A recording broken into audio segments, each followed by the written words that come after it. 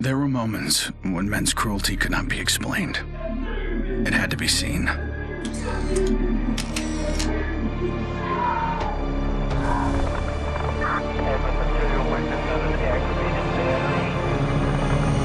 The perfect shot pierced our numbness, sent up a flare to save the next generation, and said, "This is where we've been.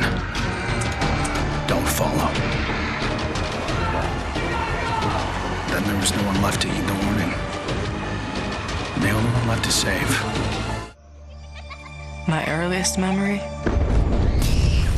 is war. It was a conflict so complex that it could never be resolved.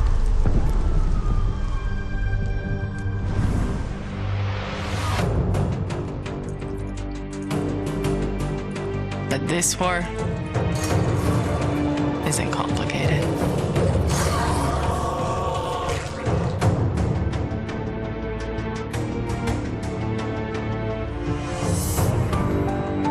Death is still heartbreak.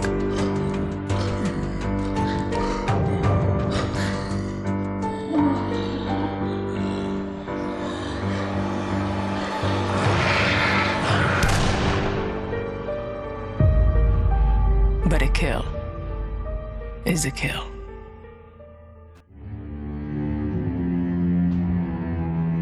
Don't play in the dirt, Ethan. Stop fighting, Ethan. Be polite, Ethan.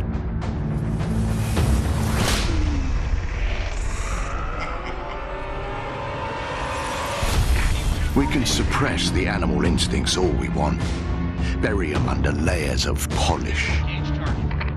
But they exist for a reason. When we lived in a genteel fairy tale world, somebody did the dirty work out of sight. But when the fairy tale turned nightmare,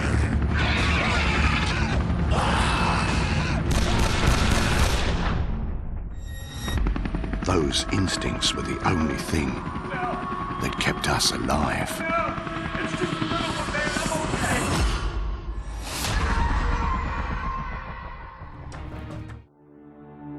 Where there is life, there is light. The glow of hope. At times it burns brightly, but dwindles and fades.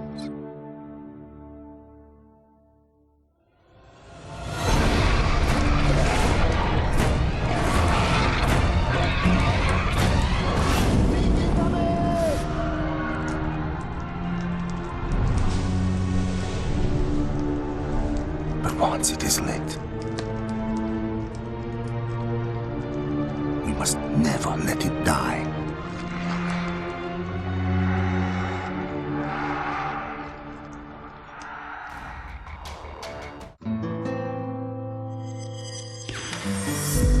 I was born into this life. I suffered for it and reaped the rewards. I could tell you that I didn't want it, that I tried to get out. Don't move, scumbag! But I got no reason to lie anymore.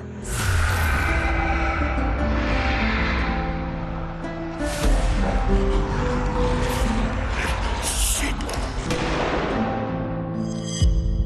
That life is the only reason I'm still here.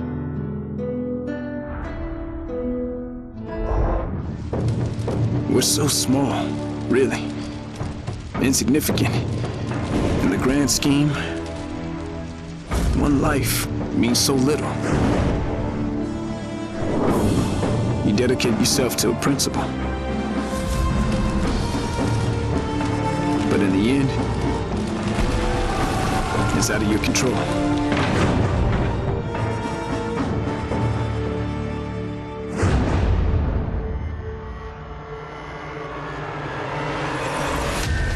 In this world, principles get you killed.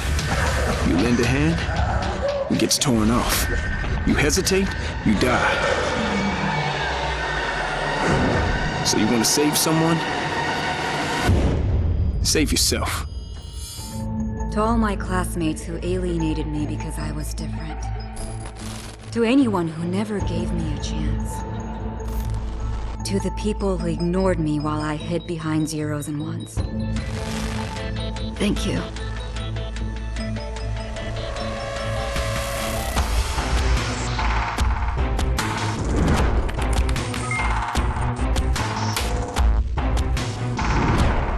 Without you, I would never have made it this far.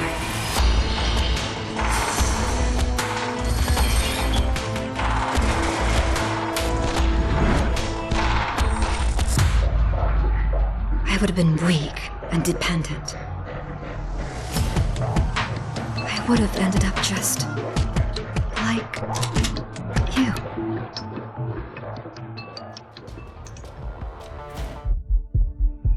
There's never a moment when you forget. It's there when you fall asleep and when you wake up. You keep going over the things you should have done. I should have stayed home that day. I should have held on.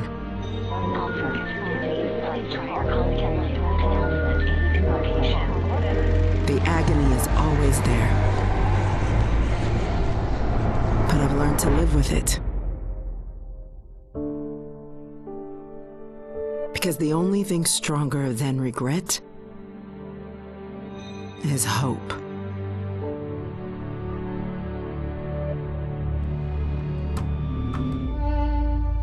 I was never afraid of Cachet the Deathless.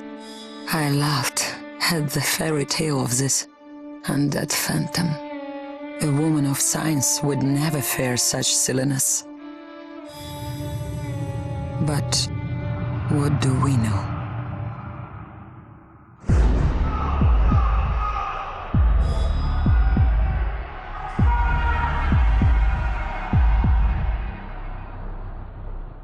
Science cannot explain what I've seen. And in the face of such horror, there is no logic.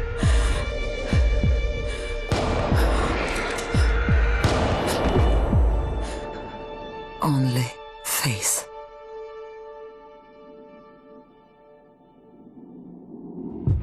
I was just a boy when the Soviet Union collapsed.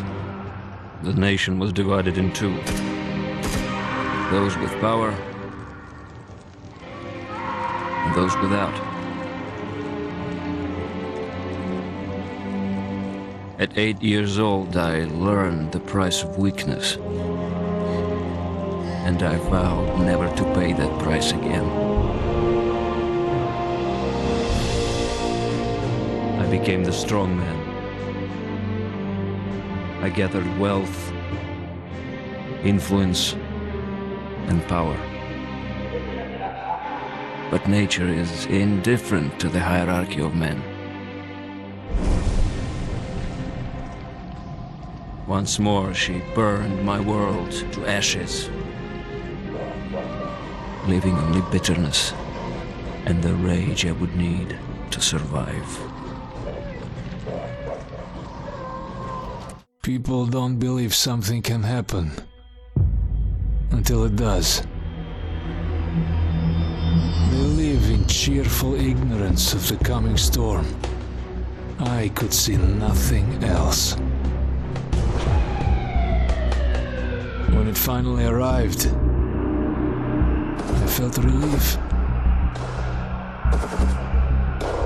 At least now the danger had taken shape. Now, I had a target.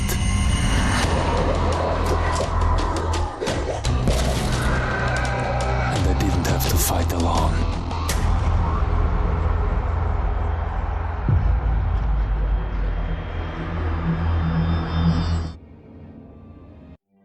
I will not be welcome in the kingdom of heaven.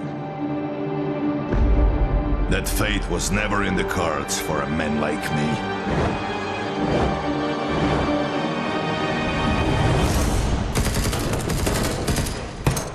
The Lord had other plans.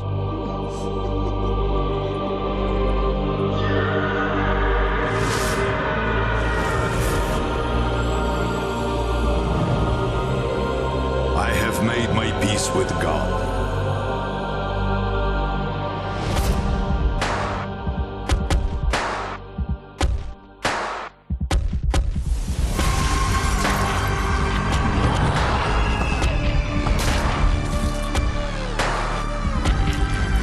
He is with me in this life. And that is enough.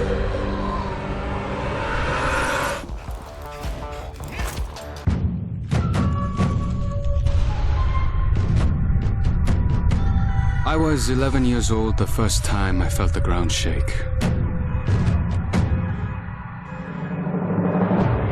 My instinct was to leave. But my grandparents wouldn't hear of it. This is our home, they told me. We don't leave. I came to live by that code. Earthquakes, tsunamis, typhoons, they're all part of life here. We accept them. We don't leave. When the evacuation was announced, I rejected it. This wasn't our way. Then I saw them. And I understood. This wasn't another disaster. This was a war.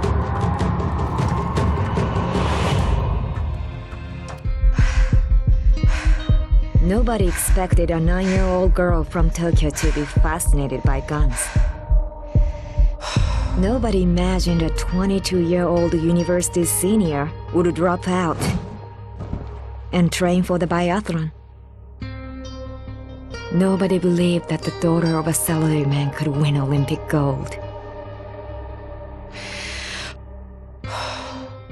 And nobody predicted that a necrotic plague would decimate our planet's population. But life is all about the unforeseen.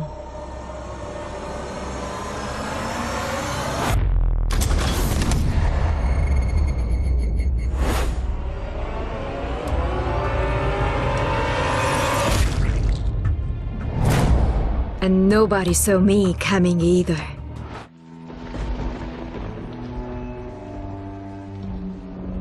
I always wanted to be a cop. Thought I could do some good. But the scum on the street kept destroying lives. While I was wrapped up in red tape.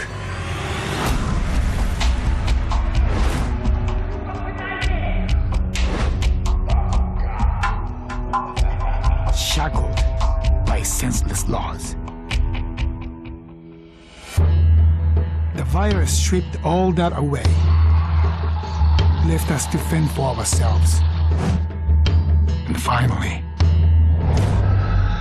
the chains were off.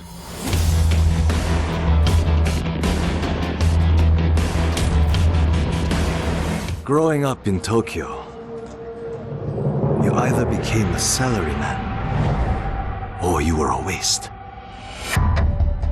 If you asked around, it's safe to say I was the latter. They said I lacked self-control, that I shamed my family. So my father sent me off to relatives in the States. Turns out, Americans care a lot more about earnings than honor.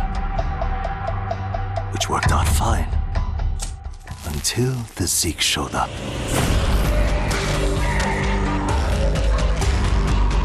The Japanese decided to evacuate. They didn't have the firepower to fight. But I had special skills. So when everyone else was leaving, I went home.